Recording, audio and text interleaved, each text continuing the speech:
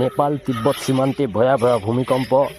ভারতীয় সময় সকাল 6:38 নাগাদ নেপালের উত্তর পূর্ব দিকে অবস্থিত লঘুচে প্রদেশ, যেটা নেপাল এবং তিব্বত সীমান্ত, সেখানে ভূমিকম্পের মাত্রা 7.1 রিক্টার স্কেলে, যার তীব্রতা 7.1। যদিও হতাহত বা নিহতের কোনো খবর পাওয়া যায়নি, কিন্তু এই মুহূর্তে আপনারা দেখতে পাচ্ছেন একাধিক সেই চিত্র বা ফুটেজ যে সময় ভূমিকম্প হয়েছিল।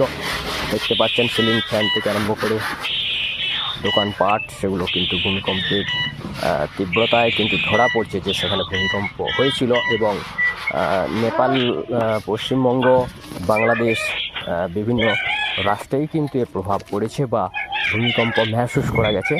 এবং বিহারে কার্যত নেপালের সাথে যেহেতু বিহারের বর্ডার, বিহারে কিন্তু প্রায় 17-18 সেকেন্ড ধরে ভূমিকম্পের তীব্রতা অনুভব করা গিয়েছিল।